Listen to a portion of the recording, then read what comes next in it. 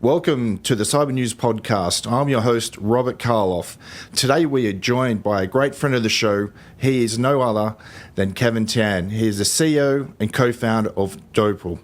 Cybernewslive is your source for all breaches and hacks. Kevin, obviously, welcome to the show. Can you tell me a little bit about yourself and how you got into the cyber industry? It's such a pleasure being on your show. So, yeah, quick introduction about me. So, like you said, Kevin, right? I think, for me, what's been super interesting, right, is we started Doppel a couple of years ago. Before Doppel actually did not come from the cybersecurity space. So I originally was a software engineer, actually at Uber, working on dispatch problems and flying cars. And it wasn't until Rahul and I decided to start Doppel together, actually, that we got into the cybersecurity space. And so, maybe not too uncommon of stories compared to some other folks, right? Just saw an exciting opportunity around, look, there's a great mission here around protecting people, and there's great opportunities here to build good stuff to, protect the internet. And so that's how Rahul and I got into this space. Oh, great. And with that, did you go through like a certification path, or did you get like an undergrad or postgrad at university for your time at Uber? So did not go through any cybersecurity certification path, just the school of hard knocks, right? So as back in college, Georgetown University, studied, business, studied programming, studied networks, a whole variety of different classes. But I think a lot of what we've done has been learning on the go and just learning from our customers and learning from the field. So, a little more organic that way. But yeah, definitely always interested to think about like, oh, what are the certifications out there? What are additional things that we could be learning out there? Yeah, and you mentioned Georgetown University. I was actually asked to go and speak there as a guest lecturer, so I'll be looking forward to doing that again. Great university. Great university, beautiful campus, and I think just the location in DC, right? A lot of interesting speakers and a lot of great courses out there around security. Yep. All right. So, what can you tell us about Doppel to our audience? Yeah, how'd you guys start? How long have you been in the industry?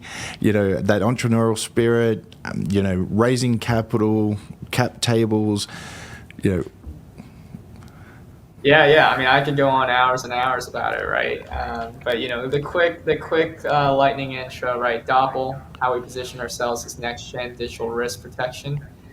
So what that means is, we work with these great brands, Coinbase, Meta, ARK Invest, on basically detecting and taking down cybercrime at scale. So, a lot of what we do today at Doppel is take the foundation of what a lot of great incumbents have done in terms of, detecting phishing sites or detecting social media impersonators, and taking that foundation and extending it to what we can do today, especially with AI technology and, just these new cybercrime attack vectors, for example, on telco specifically with smishing and vishing, or deep fakes and synthetic content that's now rolling out on a lot of different platforms. And so, we started the company a couple of years ago, have raised funding with, some great investors. Andreessen Horowitz was our lead for our Series A, and, some other, strategic investors, including Strategic Cyber Ventures out in DC, and a lot of, ex-Okta angels throughout the community. And so, just very excited to be here, and, very, it's every day is a learning experience, right, for us at Doppel. Yep. Can you run through it like a use case? So you talked about phishing, SMSing, and what's a general day look like for you guys? Absolutely. Well, general day, right? I think the threat landscape that we're tackling, you've got the traditional attack vectors, right, where you've got spoof websites that are perhaps copying a bank's login page, right, or you've got a phishing email campaign that's either targeting employees or targeting customers, right, that are trying to phish for credentials. A a lot of our work is, the detection and takedown of those sorts of threats with the AI technology and with the security operations team that we have. But a lot of what we do also is how do we start attacking the new stuff that's happening on top of it, right? So what we find is this phishing site is associated with this paid ad campaign that's tied to this deep fake video on YouTube. Um, and so that's where a lot of our day to day is, tackling a lot of that tactical, traditional attacks, but then also thinking strategically around how do we tie this across the different channels that we cover, and then start doing intel investigations on that as well. Okay, let me unpack that a little bit. So it's a phishing campaign, and it's on a social media platform, and they're using paid advertising to get the user to click on it, and that's how it takes place? No, yeah, that's a great question. Yeah, I mean the most complex one in terms of one that we saw across a lot of different channels. We saw a YouTube video that was a deep fake of an executive for a large financial institution. In that video, there's a QR code that then links to a phishing site. And then that video is then promoted as a paid ad on search engines, as well as other social media platforms. Um, and then that gets distributed broadly. So it's pretty interesting to see, like, how sophisticated these campaigns can get. And then just understanding how many channels of distribution they're using, right? They're not just using one anymore. So something like that, you could nearly follow the money and find out where it's originating from. Have you've gone to that level?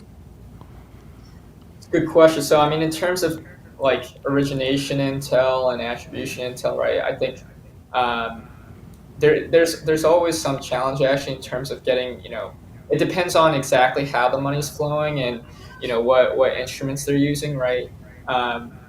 In general, I would say, a lot of the transactions that we do see, though, and a lot of the, successful attacks that we do see, a lot of that can be tied to, foreign actors, right? Foreign nation state actors or, certain known threat actor groups that are operating from abroad. But sometimes you'll also find cases where it's, more of a domestic case and, even law enforcement can get involved for those cases. Yep. So it's not that kid in the basement wearing a hoodie. It's all the above. It's all the above, because I will say we've seen that as well. So it's all the above. All right. So obviously you mentioned AI. How are you at Doppel using AI for your advantage, and what are you seeing out there beside the deep fakes? Where are you seeing the industry going? Yeah, I mean, I think AI is obviously like a big buzzword. There's a lot of hype around it. How we see it like very tangibly though with our clients and the threats that we see is like, one is, it can be, new mediums and new forms of attacks like the deep fakes and the synthetic videos or synthetic images. Another piece of it though is just simply acceleration of traditional attacks, right? Like making it a lot easier for these attackers to send realistic emails in a language that maybe is not their native language, right? And have hyper personalized messaging towards their targets. So I think for us in terms of how AI is impacting the threat landscape, one aspect certainly is new forms and new mediums like the deepfakes, and deepfake audio of course is super top of mind, especially with phone calls and Zoom. But another key aspect is just simply acceleration of what already works, but doing it much cheaper and doing it at scale. And so a lot of our work on the Doppel side and how we use AI is very similar. Some of it is new capabilities. How do you identify a deep fake? How do you, flag certain synthetic content? But another key aspect is just acceleration and automation, right? Like taking what a lot of people have been able to do manually, but then how do you do that at scale, especially given the volume velocity we're seeing? Yep. Yeah. I think what was old is now new again. And I got asked this question yesterday. So I was at a conference for 2 days where industry meets government. And when they're just talking about, they're like AI threats. And I'm like, I'm not really seeing too much when it comes to AI threats, except for the speed to market. And they're like, well, what are the biggest threats you're still seeing? It's like phishing, ransomware, cloud. Like the threat factors hasn't changed. It's still the same. Right. And so, I agree with that, in a sense that a lot of it is, it's still the same, but it's just acceleration, right? And then more volume, and I think more velocity is one way we put it as well, just in terms of like how quickly they can adapt and change things. So volume and velocity are like the two biggest things that we track. Yep. So are you using AI at Doppel to combat that? Absolutely. So I think AI manifests itself in a couple different ways at Doppel. One in our detection stack, of course. So within our detection stack, basically using the latest computer vision or classification or language models from companies like OpenAI and Google, and basically that has kind of similar to what you said, right? It's not necessarily new, but it makes it a lot quicker for us. Time to market, time to training, time to tuning, all makes that super quick and easy for us on the detection side. And then in terms of the operational takedown side, that's where we're also seeing gains from AI. Specifically, a lot of our work is communications with external platforms, right? We're communicating to a registrar, we're communicating to a web host, we're communicating to a social media platform. And so some of that back and forth, right? AI again can help just accelerate things where they auto-generate, the evidence that a platform's requiring, things like that. And so that's how AI manifests itself at Doppel. Yep. So from my understanding, it's a pretty crowded marketplace. How do you stand out? It's a good question. I think, for us, like it's just coming in with a fresh perspective, right? There are a good number of incumbents in the space. I think for us, we've got this great opportunity as outsiders coming in to take what we do super well, which is the technology piece and figuring out how to scale things and incorporate new AI technology, and then take the expertise of what a lot of the incumbents have done, right, in terms of threat hunting and understanding of these threat actors. And so, for us, I think it's an opportunity where, hey, we've, very similar to what you described with AI, right? Like it's very much a lot of the same of the old, but doing it at greater scale, doing it at greater volume, doing it at greater velocity, and then doing that to cover more and more attack surface coverage as well, where it's not just the traditional stuff, but now we're seeing, how do we take this to telephones, right, and smishing and phishing, or how do we take this to social media deepfake content, things like that. Yep. So I think that's how we position ourselves at Doppel. So at Doppel, you've been around, and correct me, around the 12 months being operational? We've actually been around for a little more than 2 years. Years now. Okay, 24 months. All right, so what's the next 5 years look like at Doppel? Yeah, I think, the next 5 years, right, there's a lot that we want to build, a lot that we want to be able to do for our clients. I think there's a couple key investments that we're going to be making. One is in the foundational tech, right? Like, how do we, just continuously make our systems more and more intelligent, more and more robust, and basically start feeding it more and more of the traditional threat intel to the new models and making that more scalable, right? Like malware analysis, phishing kit analysis, a lot of these things that, previously required a lot of manual investigations. How do we start operating at a scale? So that's one key investment for us in the next 5 years. I think the second key investment for us in the next 5 years is to just continue to extend the platform coverage that we have. So for example, we've done a really good job of tackling, now we're covering everything across domains, social,